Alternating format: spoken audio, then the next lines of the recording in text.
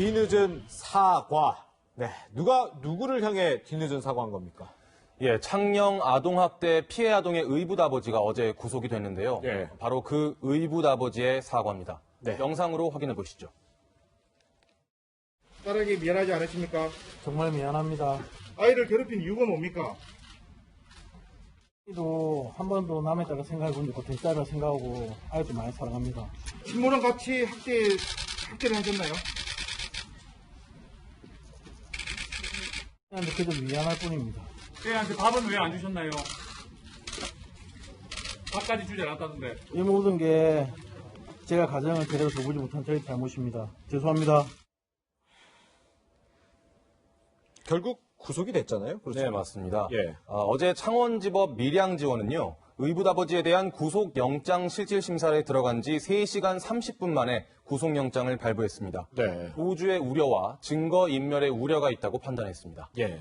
그런데 이 부모에게 학대를 당하던 피해 아동, 이 탈출 직후에 어디서 머물렀는지 이게 좀 뭐 이야기가 따로 알려진 게 있다고요? 네, 맞습니다. 물탱크 뒤에 숨어 있었다. 뭐 이런 물탱크 이야기가 뒤에? 예, 나왔는데요. 사실 이 부분이 조금 비하인드 스토리가 있는 게 예. 어떤 매체에서 아이가 야산을 돌아다녔다라는 보도가 나왔습니다. 네. 그래서 그때 경찰이 아이에게 너 어디 있었니? 라고 물어보자 아이가 그때 진술을 했다고 합니다. 아, 예, 예. 물탱크 뒤에 숨어서 낮에는 엄마한테 붙잡힐 것 같았고 네. 밤에는 어둡고 무서워서 해질녘쯤에 나왔다 이렇게 이야기를 했습니다. 네, 이렇게 물탱크에 숨어서 도망을 쳐야 되는 정말 있을 수 없는 일이 벌어진 건데, 교수님, 아까 저희 같이 의붓아버지 그 영장실질심사 출석하는 모습을 봤는데, 사실 저기서 의붓아버지가 이렇게 얘기를 하잖아요. 아이를 왜 괴롭혔냐 물으니까 딸을 아직도 많이 사랑한다.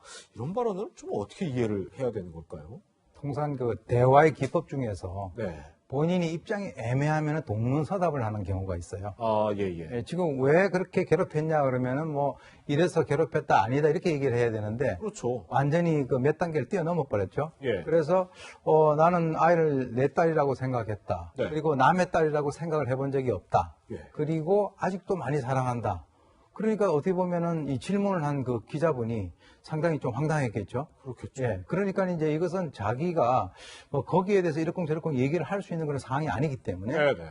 나는 무지하게 그 아이를 사랑한다라고 하는 그 말로 다 이렇게 덮어버리는 그런 심리라고 볼 수 있겠습니다. 네. 근데 구속 갈림길에 서 있으면서도 이 의붓아버지는 뭐 본인의 가혹한 학대는 없었다. 뭐 이렇게 일부 혐의를 부인하기도 했잖아요.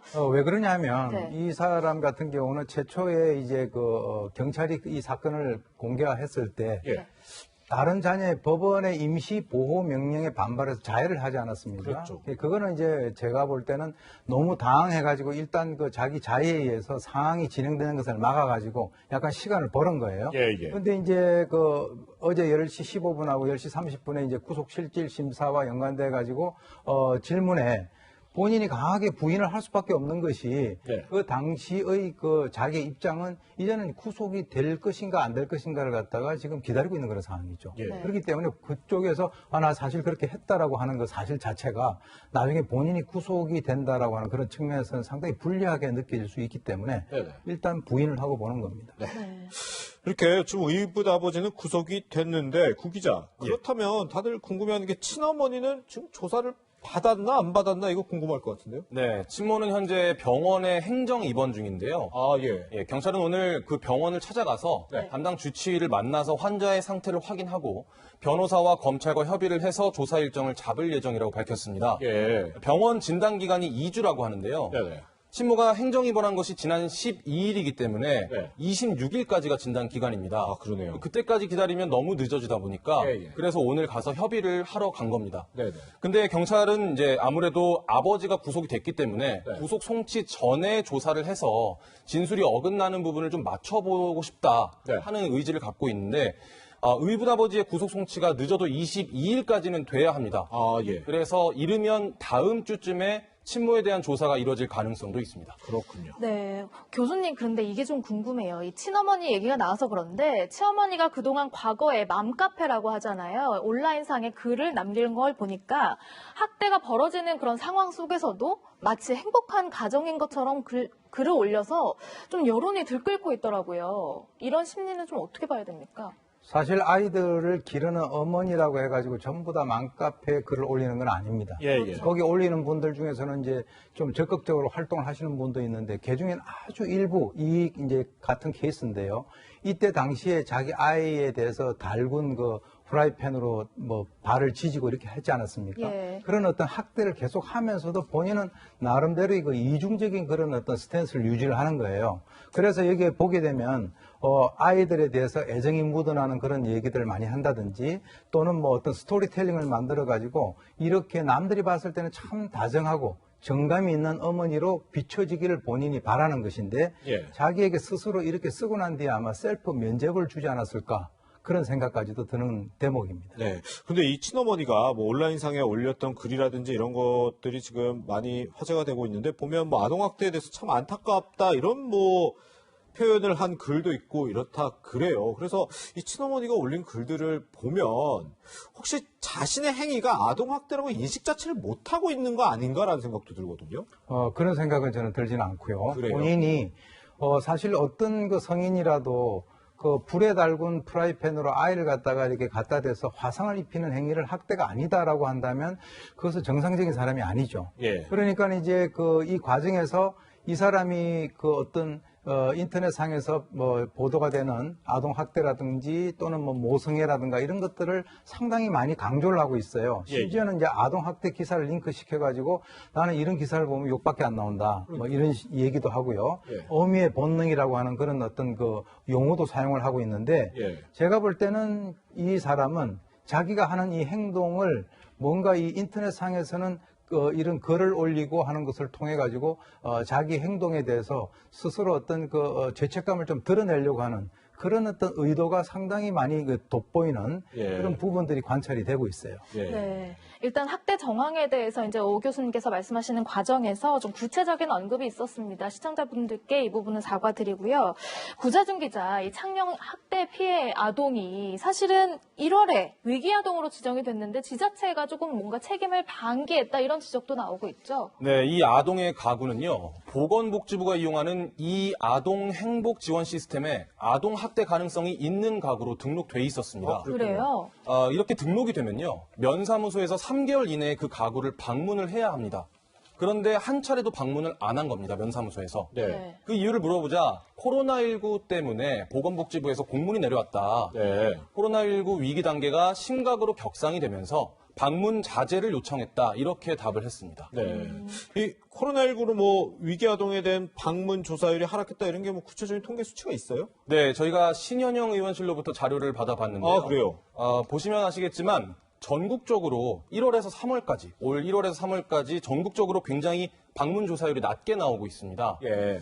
그리고 지난해와 같은 기간과 비교를 해봐도 거의 5배 정도 차이가 나거든요. 아, 그러네요. 그래서 1월에서 3월이 코로나19 때문에 전국적으로 비상이었던 점을 상기시켜보면 아무래도 영향이 있다 이렇게 보입니다. 예. 네, 보면은 지자체 부실 행정 또 하나 드러난 게 있는데 전에 살던 경남 거제시가 또 A양의 학대 전력을 알고도 뭔가 이 사실을 학교 측에 알리지 않아서 또 문제가 됐다 이런 지적도 있더라고요. 네, 사실 이것도 거제시의 입장은 좀 달랐습니다. 보도와는. 네, 그래서 제가 확인을 해봤는데 보도에 따르면 우선 이 아동의 가정이 거제시에 살 때 거제시가 이미 그 전에 아동이 학대로 인해서 위탁 가정으로부터 분리 보호를 받은 전력이 있다. 예. 이 사실을 알고 수차례 방문을 해서 조사를 했는데도 피해 사실을 확인하지 못했다.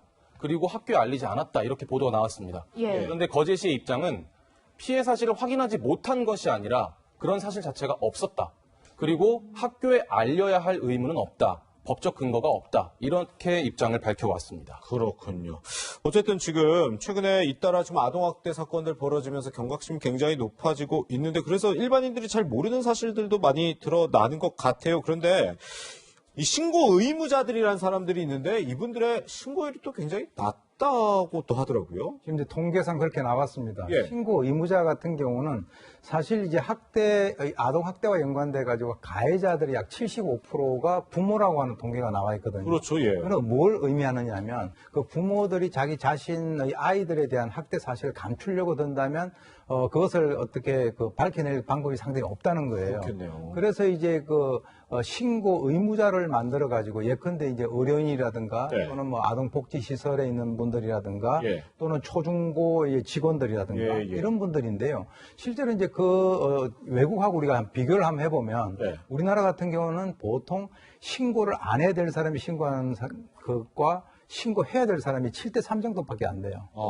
그런데 외국 같은 경우는 거꾸로거든요. 그렇군요. 예, 미국이나 호주, 일본이 거의 다 70% 정도를 넘거나 거기에 육박을 하고 있는데 우리나라는 의무자의 신고율이요. 그렇습니다. 예, 예. 신고 의무자가 우리는 한 30%밖에 안 되고요. 예. 그것도 점차적으로 이제 감소되고 있단 말이죠. 예. 그것은 이제 한 5년 사이에 아동 학대가 약 2배 정도 증가했다라고 하는 그런 측면에서 봤을 때는 상당히 이례적인데요. 왜 그럴까요? 그 이유가 뭐냐면 예. 일각에서는 이것을 안 하는 것이 아니라 못 한다 이렇게 얘기를 하고 있습니다. 왜 그렇죠? 그 이유는 지금 이제 이 아동학대 정황상 만약에 이것이 신고를 하게 되면 그 신고를 한 사람의 그 신원이 특정이 되기 때문에 예. 불이익을 받을 수 있다라고 하는 그런 어떤 두려움. 네, 네. 특히 이제 예컨대 유치원 같은 경우는 만약에 교사가 신고를 하게 되면 자기 동료 교사를 신고를 해야 돼서 내부 신고가 돼버리죠. 예. 내부 고발이. 그렇게 되면은 이제 블랙리스트에 만들어져 가지고 차후에 또 다른 데 취업을 하는데 어떤 제한이 된다든가 네. 이런 것들도 있고요. 또 이제 형식적으로 이와 연관되어 있는 그 교육이 이루어지고 있다. 그런 측면에서는 지금 어떻게 보면 온라인으로 영상적으로 지금 교육을 하고 있다는데. 그렇죠, 예. 실제로 이제 그 신고 의무자들이 꼭 바로 신고를 해야 된다라고 하는 이런 어떤 그 의무감을 좀 더 고양시키는 그런 대책이 필요하다고 봅니다. 네, 아동 학대 사건과 관련해서 신고 의무자의 신고율까지 짚어봤는데요. 어쨌든 이런 일을 막기 위해서는 우리 사회에서 좀 더 좀 감시하고 지켜보는 그런 모두가 같은 마음으로 좀 지켜보는 마음이 필요할 것 같습니다. 두 분과는 여기서 인사 나누겠습니다. 고맙습니다.